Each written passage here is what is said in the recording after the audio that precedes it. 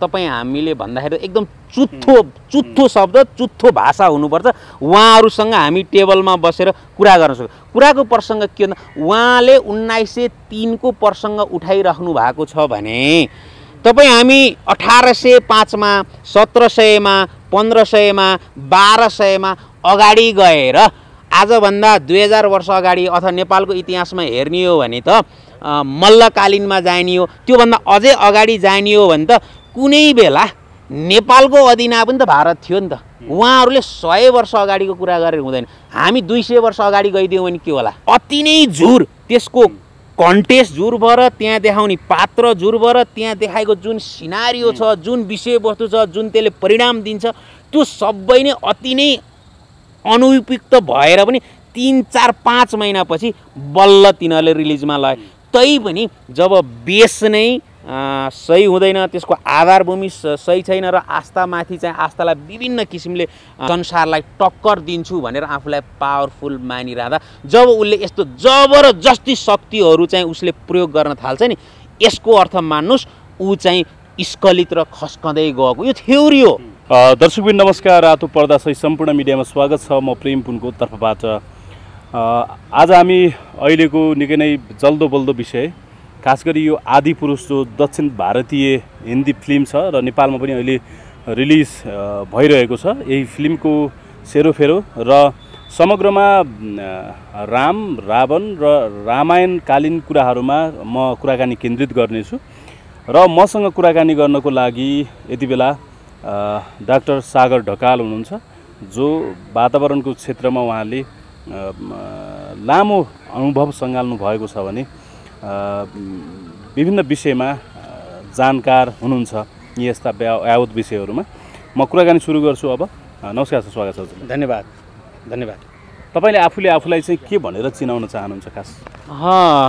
म मेरो अहिलेसम्मको अनुभवमा म वातावरण संरक्षण सङ्घ र वातावरण र समाजशास्त्र, वातावरण र मानवको चाहिँ विकास क्रम के कसरी सम्बन्धित छ त्यस रूपमा आफूलाई चाहिँ शोधपत्रहरूमा चाहिँ इन्टरभ्यूहरूमा चाहिँ प्रस्तुत गरिरहेको छु र वातावरण समाजशास्त्र समाज विज्ञान कस्तो हुँदो रहेछ भन्नेमा नि मेरो विशेष चासो छ र यसरी नै चिनाउन चाहन्छु।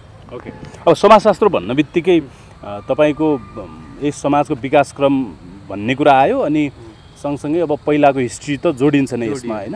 अब खास गरी अहिले यो आदिपुरुष भन्ने जुन दक्षिण भारतीय फिल्म छ, यसले नेपालमा मात्र होइन विश्वव्यापी रूपमै चर्चा पाइरहेको छ र यसमा भएका विषयवस्तुहरूले खास गरी अझ सीता जानकी चाहिँ नेपालकी होइनन् भारतीय हुन् भन्ने जुन अभिव्यक्तिहरू जुन फिल्ममा समावेश गरिएको छ, विभिन्न दृश्यहरू समावेश गरिएको छ, त्यो विषयलाई लिएर तपाईँको मूल्याङ्कन अथवा तपाईँको एनालाइसिस चाहिँ के छ खास गरी? एकदमै अहिलेको अलिकति जल्दो बल्दो र यसको परिणाम त बहुत गहकिलो प्रश्न सोधिदिनु भयो। मैले यसलाई सविस्तार बुझाइदिउँ। जुन आदिपुरुष आछ त्यसको स्क्रिप्ट लेखिएको छ, यो स्क्रिप्ट न रामायणलाई एकदमै मूलभूत रामायणको त्यो दर्शनलाई चाहिँ आधार बनाएर लेखिएको छ, न आम मान्छेको मनस्थिति, न हिन्दुत्वको मनस्थिति बनाएर लेखिएको। यो एकदमै यो फिल्मको स्क्रिप्ट, यो फिल्मको शास्त्रीयगतमा चाहिँ एकदमै तोडमोड गरेर यसलाई चाहिँ अलिकति अहिलेको आम मान्छेले कस्तो चाहन्छ, आम मान्छेको त्यो एउटा साइकोलोजिकल्ली कस्तो चाहन्छ त्यसलाई चाहिँ एकदमै बङ्ग्याएर लेखिएको छ। यसमा जे जस्तो विषयवस्तु छन्, भारतमा स्वयं भारतमा पनि यसको बहुत विरोध भएको छ।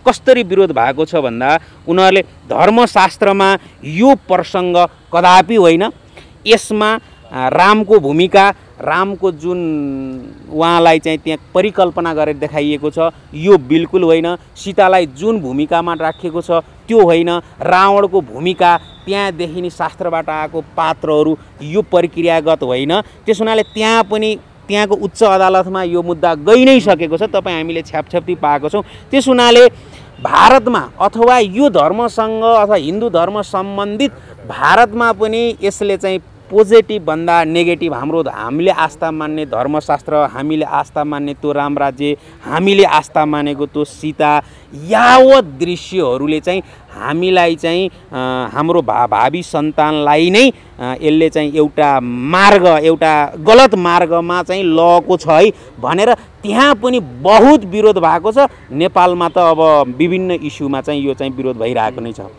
भने जसरी रावणमा त्यो एउटा कन्सेप्ट बनाइएको थियो त्यो कन्सेप्ट अनुसार आदिपुरुष बनेन।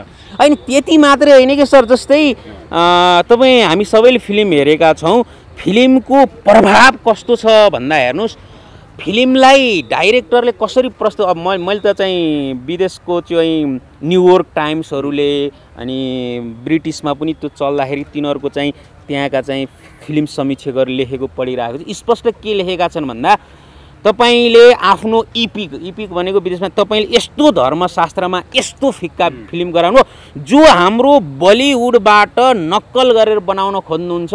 तपाईहरूले बलिउडको एउटा सानो चाहिँ खजाना बराबर पनि आफ्नो यत्रो शास्त्र यस्तो आस्थालाई कसरी गराउनु भएकोला, के तपाईहरूको यससँग सम्बन्धित विधा यति तल झरिसकेको हो भनेर पश्चिमा मुलुकहरूको फिल्म चाहिँ समीक्षकहरूले त्यसो राख्दाखेरि अहिले चाहिँ भारतमा पनि पुराना फिल्म समीक्षकहरूले उहाँहरू हामी चाहिँ अलिकति लज्जित छौँ भन्ने चाहिँ त्यो एकाडेमिक कन्सेप्चुअल कुरा चाहिँ आइराखेको नै छ।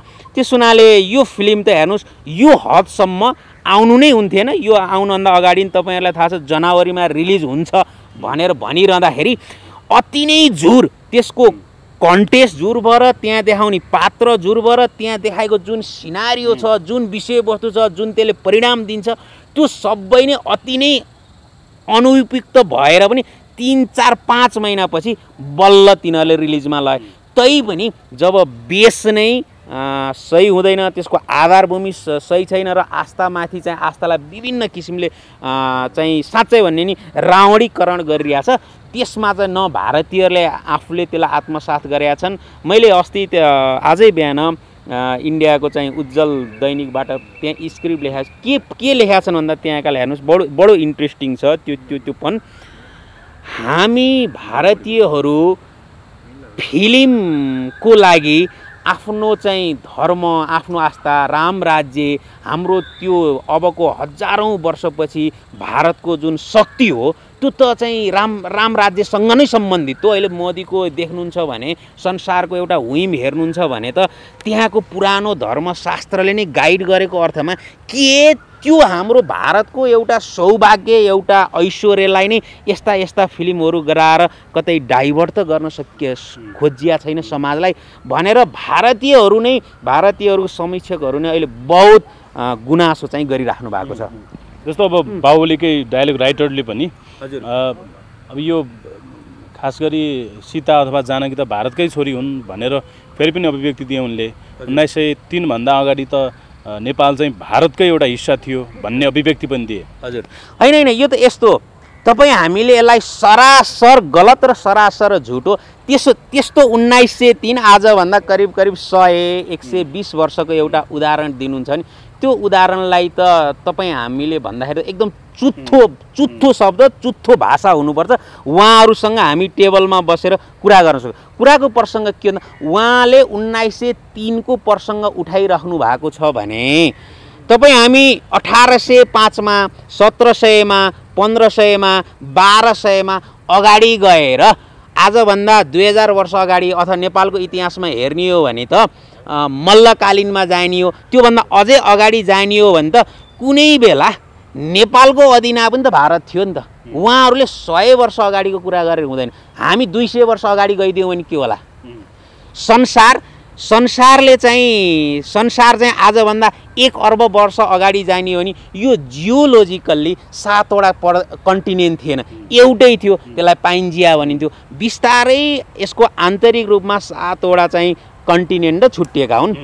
हाम्रो यो हिमालय पनि 1 अर्ब वर्ष अगाडि मात्रै त बनेको हो। त्यतिखेर अहिलेको अस्ट्रेलियाको प्लेटबाट यसलाई चाहिँ इन्डियन प्लेट भन्छ, इन्डियन र रसियन प्लेट ठोकिएर बनेको यो त हिमाल त हो नि, संसारमा सबैभन्दा कान्छो हिमाल भनेर यसलाई बुझिन्छ भनेपछि त्यो 1903 उहाँहरूको त्यो कुतर्क आजभन्दा 100 वर्ष अगाडिको उहाँहरूले त किन गर्नु, त्यस्तो कुतर्कसँग हामी नजाउँ। त्योभन्दा अगाडिको भूगोल, त्योभन्दा अगाडिको इतिहास जान्यो तपाईँ हामी के भन्न सक्छौँ भन्दा स्वयं कस्तो पनि इतिहास छ भन्दा स्वयं श्रीकृष्ण भगवान आएर काठमाडौँमा चाहिँ गोपाल वंश चलाएको त हामीसँग इतिहास छ नि त। अनि यही गोपाल वंशको चाहिँ नक्कल गरेर भारतका विभिन्न राज्यहरूले चाहिँ यहीँबाट तपाईँ हामीले सुनेका छौँ सिल्क रोडको अवधारणा हुँदा नेपाल हुँदै भारतबाट त्यतिखेरको अर्थ राजनीति सञ्चालन हुन्थ्यो। त्यो कहाँबाट आउँथ्यो भन्दा इन्डिया के अरे चाइना हुँदै तिब्बत हुँदै नेपाल हुँदै कलकत्ता भारत बनारस जान्थ्यो भने के हामी त्यो आजभन्दा 500-600 वर्ष अगाडि यस्तो सौन्दर्य त्यस हुनाले त्यतिखेरको भारत भनेको चाहिँ नेपालै हो भनेर हामीले भन्यौँ भने त्यो कुन लेभलको तर्क हुन्छ होला। त्यस हुनाले यस्तो तर्क भारतले चाहिँ नबुझी आफूलाई तल पार्न किन गरे। एउटा चाहिँ इङ्ग्लिसमा भनाइ छ हेर्नुहोस्, the authority who use the less power than it growth भनिन्छ। भनेको जोसँग अथोरिटी र जोसँग पावर छ ऊ चाहिँ कम शक्ति प्रयोग गर्नुपर्छ भन्न खोजेको भन्दा भारत आफैमा संसारको इकोनोमिक्समा, संस्कारमा, फिल्म लाइनमा संसारलाई टक्कर दिन्छु भनेर आफूलाई पावरफुल मानिरहँदा जब उसले यस्तो जबरजस्ती शक्तिहरू चाहिँ उसले प्रयोग गर्न थाल्छ नि यसको अर्थ मान्नुहोस् ऊ चाहिँ स्खलित र खस्कँदै गएको यो थ्योरी हो हैन। जबसँग भारतले त भन्छ नि हामी संसारमा चाहिँ हलिउड पछिको प्रमुख हो अथवा हलिउडलाई पनि टक्कर दिन सक्छौँ त्यस्तो शक्ति आकलन गर्ने र त्यो दिशामा बगिरहेको एउटा फिल्म इन्डस्ट्रीले एउटा जनआस्थामा रहेर आफ्नो शक्ति दुरुपयोग गर्दै जान्छ भने अब त्यस्तो संस्कारहीनतासँग त तपाईँ हामीसँग मुख लाउन नि मलाई चाहिँ निको लाग्दैन। तपाईँलाई नेपालमा उदाहरण दिउँ, जोसँग शक्ति हुन्छ उसले शक्ति प्रयोग गर्दै गएपछि स्खलित हुन्छ नि नेपालमा राजनीतिमा देखिन्छ नि जो राजनीतिको टपमा गइन्छ उसले आफूलाई बढीभन्दा बढी शक्ति पावर युज गर्न खोज्दाखेरि सत्ताबाटै र जनताबाट बहिष्कार भएको प्रशस्त उदाहरण छ। नाम हो यस्तै भारतले आफूलाई संसारमा सबैभन्दा जबरजस्ती चाहिँ यो क्षेत्रमा यसरी समाज विकास गर्न सकिन्छ यसरी संसारलाई लिडिङ गर्छु भन्दा यस्ता चाहिँ शक्तिहरू प्रयोग गर्दै जानु भनेको के बुझ्नुस् भन्दा भारतले आफूलाई यो क्षेत्रमा स्खलित गराउँदैछ, भारतले स्वयं बुझेरै गराउँदैछ या अरू कसैले यस्तो भन्दे यसरी जा भनेर उसलाई मेनिपुलेसन गरेका छन्। यसमा चाहिँ शोध अनुसन्धान त होला तर यसले भारतलाई कहीँको पनि छोड्दैन। भारतले आफूलाई गिराउने काम किन गर्छ त्यो चाहिँ उनीहरूको पक्ष र हामी त यसबाट झन् शक्तिशाली भएको छौँ। तपाईँ आदिपुरुष आएको सुन्नुहोस्, आदिपुरुष एउटा फिल्ममा सीता भारतको छोरी हुन् भनेर भनिदिँदैखेरिमा भारतमा 140 करोड जनताले अब के थाहा पाए भन्दा ए सीता त भारतकी छोरी होइन्छन् है नेपालकी छोरी पो होइछ नि त। हेर्नुहोस् उसले झन् आफ्नो शक्ति प्रयोग गर्नु खोज्दाखेरि 140 करोड भारतीयले थाहा पाए भने हेर्नुहोस् शक्ति भनेको चाहिँ प्रयोग कसरी गर्ने। त्यस हुनाले मलाई त यस होला हामीलाई अलिकति ठेस लाग्यो तर म चाहिँ के मानेमा खुसी छु भन्दा कहिले कहिले यस्तो घटनाले चाहिँ 140 करोड भारतीयहरूले सीता त हाम्रो छोरी होइनछन् है यो त नेपालको छोरी है भनेर थाहा भयो। यसको लागि हाम्रो राज्यले खरबौँ लगानी गर्न पर्थ्यो होला, 100औं वर्ष लगानी गर्न पर्थ्यो होला यो त एउटा फिल्मलाई। त्यसो हुनाले त यसरी हेर्ने हो भने त मलाई चाहिँ त आदिपुरुषले गजब चाहिँ गर्यो है भन्ने चाहिँ लाग्छ। ओके अब जस्तो यो रामायणकै विषयमा पनि अथवा हुन्छ नि यो धेरैले चाहिँ यो साहित्य मात्रै हो पनि भन्छन्, यसमा चाहिँ कुनै सत्यता छैन, यो एउटा मिथक हो, यो काल्पनिक रूपमा लेखेको एउटा कथा हो भनेर पनि भन्छन्। खास तपाईँको अध्ययनले के भन्छ, यो साँच्चीकै घटना थियो कतिौँ वर्ष हजारौँ वर्ष पहिला कि यो एउटा साहित्य मात्रै हो? यसको दुईटा पक्षबाट जाउँ है सर। अहिलेको तपाईँले विज्ञान सम्मत र साइन्ससँग सम्मत साइन्सलाई आधार लिएको कारणले यो प्रश्न आएको।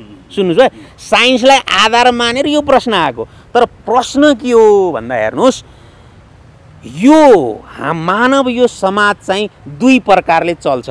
के भावात्मक किसिमबाट चल्छ, फिलिङबाट चल्छ, के चाहिँ अब्जेक्टिभ किसिमबाट चल्छ। विज्ञान चाहिँ अब्जेक्टिभ किसिमबाट चल्छ भने यस्ता शास्त्र यस्तो चाहिँ भावात्मक किसिमबाट चल्छ। अब तपाईँ हामीले पढेको विज्ञानले पत्ता लगाएको संसारमा अनेक सभ्यता आए, त्यो सभ्यता लोप भएर गए। जस्तै माया भन्ने सभ्यता थियो, त्यो सभ्यता पनि कुनै बेला चरम उत्कर्षमा थियो, अहिले त्यो सभ्यताको छैन। तपाईँले सुन्नुहुन्छ पिरामिड भन्ने सभ्यता थियो, जो आजभन्दा 3500 4000 वर्ष 5000 वर्ष अगाडि इजिप्टको पिरामिड बनाइयो। अहिलेको विज्ञानले के कुरा गर्नु, अहिलेको विज्ञानले त्यो पिरामिडको ढुङ्गा त्यहाँसम्म कसरी ल्यायो भनेर त पत्याउन भन्न सक्दैन। त्यस्तो विज्ञानलाई आधार लिएर यो चाहिँ कसैको काल्पनिक हो भनेर भन्नु नि, यसमा शास्त्रार्थ नगरौँ कि त्यो जसले पिरामिड कसरी बनेको त्यो ढुङ्गो त्यहाँ गयो भनेर बाम खोज्दैछ, पत्ता लगाउन जान्दैन, आकलन गर्न सक्दैन। अब त्यसैको विज्ञानलाई आधार लिएर अब यो हिन्दू धर्मका यी शास्त्रहरू के होलान्, रामायण के होला, वेद के होला भनेर तर्क गर्नु अनुचित। तर तपाईँले यसको जनताले के बुझ्नुपर्छ भन्दा हेर्नुहोस्, तपाईँ हाम्रो जीवन, तपाईँ हाम्रो यो प्रक्रिया बहुत 100 वर्षको छ, 200 वर्ष। कुनै बेला कस्तो हुन्थ्यो भन्दा संसारमा असालको जस्तो आधुनिक भौतिकवादको विकास भइसकेको थिएन। एउटा सर्टेन एरियाको सूचना, सर्टेन एरियाको विकास त्यही ठाउँमा मात्रै सीमित हुन्थ्यो। त्यस हुनाले के भन्न सकिन्छ भन्दा तपाईँ हामीले चाहिँ अहिलेको विज्ञान पनि चाहिँ यही धर्मशास्त्रलाई आधार लिएर बनेको हुनाले, जसलाई आधार लिएर जसलाई फाउन्डेसन लिएर बनिन्छ त्यस चाहिँ थियो कि थिएन भनेर चाहिँ सोच्नु चाहिँ बहुत मूर्खता हो। स्पष्ट के भन्नु, धर्मशास्त्र भावात्मक भए पनि त्यसभित्रको अब्जेक्ट, त्यसभित्रको ज्ञान, त्यसले चाहिँ मानव हामीलाई गरेको गाइडलाइन्स, त्यसले हामीलाई दिएको अनुशासन, त्यसले हामीलाई गराएको जीवन्तता, त्यसले हामीलाई देखाउने फ्युचर, त्यसले हामीलाई देखाउने भविष्य, त्यसले हामीलाई देखाउने यावत जीवनका उत्तरहरू अब्जेक्टिभ रूपमा भइसकेपछि त्यो लेखाइ चाहिँ साहित्यिक थियो भन्नुमा अर्थ चाहिँ रहँदैन। हेर्नुहोस्, जस्तो अब यो विवाद के पनि छ भने झन्डै आजभन्दा 3-4 वर्ष अगाडि जति बेला चाहिँ प्रधानमन्त्री केपी शर्मा ओली हुनुहुन्थ्यो, उहाँले चाहिँ एउटा अभिव्यक्ति के दिनुभयो भने खास रामको जन्मभूमि चाहिँ भारत होइन, भारतको अयोध्या होइन कि नेपालको चितवनको पश्चिम क्षेत्रमा रहेको माडी अन्तर्गत अयोध्यापुरी भन्ने ठाउँ छ, त्यो चाहिँ खास रामको जन्मभूमि हो भन्ने कुरा अभिव्यक्ति दिनुभयो। र त्यसपछि यसले भारतमा नेपालमा चर्चा परिचर्चा सुरु भयो र अझै पनि भारतमा जहाँ चाहिँ अयोध्या छ अहिले, त्यो अयोध्या पनि खास गरी पछि राखिएको नाम भनेर पनि भन्ने गरिन्छ। खास यसमा चाहिँ तपाईँको धारणा के छ? खास होइन, ठ्याक्कै म हाम्रो पूर्व प्रधानमन्त्री केपी ओलीको त्यतिखेर प्रश्न गरिरहेको थियो, त्यसको आधार के हो त नि नेपालको आधार। उहाँले स्पष्ट जम्मा एउटा एकदम फितलो आधार दिनु, त्यो आधार टेको जनकपुरबाट माडीको चितवनको माडी 300 किलोमिटर 350 किलोमिटर छ। उहाँले भन्नु यति नै दूरी हुनुपर्छ। जनकपुरबाट अयोध्या त्यो हजारौं किलोमिटर दूरीको त्यो अर्थ रहँदैन। त्यस्तो दूरीमा चाहिँ विवाह हुन सम्भव छैन। त्यो बेलाको ठेलागाके त्यो रथमा हिँडेर सम्भव छैन। त्यस हुनाले यो दूरी त्यहाँबाट त्यहाँ भएको कारण एउटा सर्टेन डिस्टेन्सको आधार मानेर दिएको चाहिँ त्यो लोजिक थियो। हेर्नुहोस् न, तपाईँको रामायणमा जानियो भने त त्यहाँ त अहिलेका स्पष्ट कुन कहाँ थिए, जनकपुर भन्ने ठाउँ कस्तो थियो। तपाईँ रामायण पढ्नु भयो भने त संस्कृत भनेको कस्तो भन्दा एउटा पात कस्तो आकारको हुन्छ भनेर त्यसले पातको यति धेरै डिस्क्राइब गर्छ कि तपाईँको पढ्दा पढ्दै पातको भिजुअलाइजेसन बनाइदिन्छ। भनेपछि रामायण पढ्नुहुन्छ भने जनकपुर कहाँ थियो 10-12 वटा श्लोक पढ्दाखेरि त्यहाँ स्पष्ट जनकपुर त यो ठाउँमा र यस्तो प्रकृति र यस्तो भूगोलमा हुनुपर्छ भन्ने छ। अयोध्या चाहिँ यस्तो ठाउँमा यस्तो दूरी, त्यसको उत्तरपट्टि यस्तो भूभागमा, यस्तो माटोमा, यस्तो चाहिँ क्लाइमेटमा हुनुपर्छ भन्ने कुरो त्यहाँ एकदमै विस्तृत र बृहत किसिमबाट भएको कारणले गर्दाखेरि रामायणकै तथ्यमा जाँदाखेरि चाहिँ होला अब त्यो पोलिटिकल्ली एउटा राजनीतिक एजेन्डाको लागि चाहिँ मात्रै उहाँले चाहिँ बकवास गरेको भनेर बुझ्दा नै हामी नेपाली समाज र हाम्रो आस्था चाहिँ सही ट्र्याक र सही बुझाइ चाहिँ अर्थ लाग्छ। त्यो बकवास थियो, त्यो बकवास हो, त्यसमा सत्यता छैन केही पनि। कसरी सत्यता हुन्छ? एकजना लोकमणि समथिङ के पौडेल नाम गरेका एकजना जो रिसर्चर हुनुहुन्छ, उहाँले चाहिँ धेरैवटा त्यस्तो अनुसन्धान प्रतिवेदन र किताबहरू पनि निकालेर साँच्चीकै अयोध्या चाहिँ नेपालमै छ भनेर एउटा किसिमको अध्ययन गर्दै हुनुहुन्छ भनौँ न। हजुर हजुर हजुर। भनेपछि त्यसलाई चाहिँ कसरी लिने त? होइन नि यस्तो सर, जस्तै एउटा कसैले एजेन्ट जस्तै सुन्नु न, ल मैले माने ल अयोध्या नेपालमा छ अनि जनकपुर नेपालमा छ भनेर यो मुद्दा नेपालको समाजमा स्थापित गरिरहन खोजियो भने यसको परिणाम के हो त? फाइदा कसलाई त? के अयोध्या नेपालमा छ भनिरहँदा अब हामीले इस्यु निकाल्दाखेरि चाहिँ के आर्थिक रूपमा सामाजिक रूपमा फाइदा हुन्छ? त्यता पक्कै पनि हुँदैन होला। भनेपछि हामीले त जनकपुर हाम्रो हो यसरी नै चिनाउने हो र अयोध्या अहिलेसम्म चाहिँ उही नै हो। किन भन्दा आजभन्दा हजारौँ वर्ष पहिला अहिले हामीले जुन डाइनामिक र जुन सोचबाट सोचेका छौँ त्यो चाहिँ पक्कै पनि मेल खाँदैन, पक्कै पनि मेल खाँदैन। त्यस हुनाले हामीले हाम्रो जनकपुरलाई नै सीताको भूमि गराउँ, त्यो किन भन्दा यो त आस्थाका कुरा हुन् कि आस्था अब भूगोल पोलिटिक्स पो यसलाई चाहिँ सत्य र तथ्य एउटा प्रमाणको आधारमा चाहिँ हाम्रो र तेरो भन्ने हुन्छ र तपाईँको आस्था पनि एउटा चाहिँ कसैले लेखो भन्दैमा अनि कसैले एउटा मान्छेले रिसर्च गर्यो भन्दैमा आस्था पनि यो कारणले गर्दाखेरि यो अब्जेक्टिभ बनाउनु त्यो परसँगै अर्को के सर। त्यसो भने क्वेसनहरू भावहरूलाई चाहिँ त्यसरी नै बुझ्नुपर्छ कि एउटा आस्थामा एउटा चाहिँ भनौँ न शास्त्रको आधारलाई एउटा उहाँ ल जसले रिसर्च गर्छ ल मान्नुहोस् तपाईँले एउटा सानो तपाईँले कुन भावमा लेखेको एउटा कविता तपाईँलाई 2 दिनपछि त्यो कुन भावमा लेखे तपाईँले सम्झिनुपर्छ भने आजभन्दा हजारौँ दसौँ हजारौँ लाखौँ वर्ष अगाडि लेखेको त्यो रामायणको एउटा कुरालाई आज एउटा मान्छेले यो भावमा लेखेको हुनुपर्छ भनेर इन्टरप्रिटेसन गर्नु जायज हो, पटक्कै जा। यो अब्जेक्टिभ भने रुख जस्तो जङ्गल जस्तो होइन नि, यो जङ्गलमा त यो सेल छ यसरी काम गर्छ भने जस्तो त होइन नि त्यो।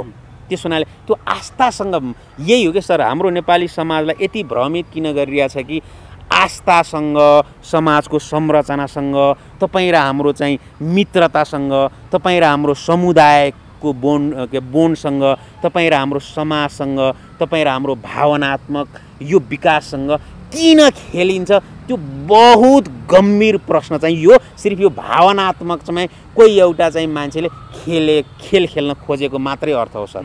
जस्तो अब काठमाडौँका मेरो बालेन शाहले 3 दिनको समय दिएको र त्यो दृश्य चाहिँ अझै पनि नहटाएकोले अब भोलिदेखि काठमाडौँका हलमा चाहिँ अब कुनै पनि हिन्दी फिल्म चल्न नदिने भनेर निर्णय पनि गरिसकेको भन्ने यति बेला खबर आएको छ। यो जायज छ? यो ठिक छ? होइन, यो त यस्तो काठमाडौँको मेयरले आफ्नो अधिकार आफूलाई आफ्नो अथोरिटी होइन आफ्नो त्यो भूमिका निर्वाह गर्न चाहिँ उहाँले चाहिँ नियम सङ्गत र समाज सङ्गत खोजेको भने यसलाई हामीले अन्यथा भन्नु चाहिँ हुँदैन। तर उहाँ पनि भावमा आएर उहाँ पनि चाहिँ एउटा कसैलाई आधार नमानिकन गर्नुभएको छ भने त्यसमा हामी चाहिँ बहस गर्न सक्छौँ। तर यस्तो जस्तै काठमाडौँको मेयरको काम कर्तव्य अधिकार साहित्य कला यो लाइनमा के अधिकार छ, शिक्षामा के अधिकार छ, विकास क्रममा के अधिकार छ र त्यही काम कर्तव्य अधिकारमा रहेर उहाँले यो निर्णय गरे जस्तो मलाई लाग्छ। त्यस हुनाले कुनै एउटा मान्छेको पोस्टमा बसिरहेर पदमा बसिरहेर उसले काम कर्तव्य अधिकारभित्र रहेर कुनै एउटा काम गर्नुहुन्छ भने त्यसलाई नाजायज त भन्नु मिल्दैन। भने चाहिँ बन्दै गर्नुपर्छ आदिपुरुष फिल्म नेपालमा ब्यान गर्नुपर्छ हो? ब्यान चाहिँ अब ब्यान चाहिँ त्यहाँ भएको चाहिँ हाम्रो संस्कार हाम्रो आस्था हाम्रो धर्मसँग चाहिँ विसृङ्खित छ र हामी दुईटा देशको चाहिँ मान्छेको आस्था पशुपतिनाथ र केदारनाथ पशुपतिनाथ र अयोध्या बिच चाहिँ एउटा चाहिँ दरार पैदा गर्छ भने त्यो दरारलाई बढावा दिनुभन्दा त बरु बन्द गर्दा चाहिँ हाम्रो दरारपन नआउने हुनाले बन्द चाहिँ गर्नुपर्छ। खास अब त्यो हामी नेपाली भएर एउटा भारत सीता अथवा जानकी भारतीय छोरी हुन् भन्ने शब्द हामीले भेटायौँ, तर त्यो सँगसँगै आदिपुरुषमा अरू धेरै मिस्टेकहरू छन् भनिन्छ नि। के मिस्टेकहरू देख्नुभयो तपाईँले त्यो ट्रेलर हेर्दा अथवा टिजरहरू आउँदा गीतहरू आउँदा चाहिँ? होइन यस्तो गरौँ, जस्तै भारतीय मिडियाले भनेको मात्रै कुरा गरौँ, भित्र चिरफार नगरौँ। जनवरीमा जति बेर चाहिँ तिनीहरूको ट्रेलर आयो त्यतिखेर जुन रावणको चरित्र त पात्रता देखाइयो नि, त्यो पात्र र चरित्रता नै उनीहरूले फेर्नै पर्यो क्या। त्यही फेर्न र फेरि रिसुटिङ गर्नलाई 4-5 महिनाको समय लिनु पर्यो। त्यति मात्र होइन, त्यसभित्र रहेको कति भिएफएसका सिनहरू आफैमा चाहिँ अहिलेका क्वालिटीयुक्त भएनन् है भनेर त्यसलाई चाहिँ फेरि परिमार्जित गरियो। र त्यसभित्रको कन्टेन्ट जुन अहिले चाहिँ आम मान्छेले चाहिँ राम राज्य र सीतालाई जसरी भारतमा चाहिँ एउटा चाहिँ आदर्श रूपमा लिन्छ नि, त्यस्तो आदर्शलाई मसला गराउनलाई फिल्मीकरण गरिएको छ भन्ने हिसाबलाई पनि उहाँहरूले चेन्ज गर्नु पर्यो। त्यस हुनाले सुन्नुहोस्, त्यहाँ चाहिँ भारतीयकै छ भने पटकथा पनि रामायण प्रिय भएन, त्यहाँ लिने पात्रता र पात्रहरू पनि रामायण प्रिय भएन, सीताको वेशभूषा पनि पहिला हामीले कल्पना गरिरहेका चाहिँ रामायण अनुसार भएनन्। न रामको भयो, न रावणको भयो, न हनुमानको भयो, न अरू चरित्रकै भयो। त्यस हुनाले उहाँहरूले त्यसलाई ढाकछोप गर्नलाई त यस्तो भन्दैन, यो चाहिँ 500 करोड बजेटमा बनेको भनेर फिल्मलाई उहाँहरूले त्यो छलछाम गर्नको निम्ति आफूले चाहिँ आर्थिक रूपमा त्यो अर्थ राजनीति अथवा अर्थ संस्कार राजनीति चाहिँ गर्नु खोज्दा अहिलेको जमाना भनेको हेर्नुहोस्, सबै चाहिँ मिडियामा पहुँच छ, सबैको हातमा इन्टरनेट छ, सबैको हातमा रामायण छ। नबुझे के रहेछ भनेर सोध्न खोज्न बुझ्न सकिन्छ।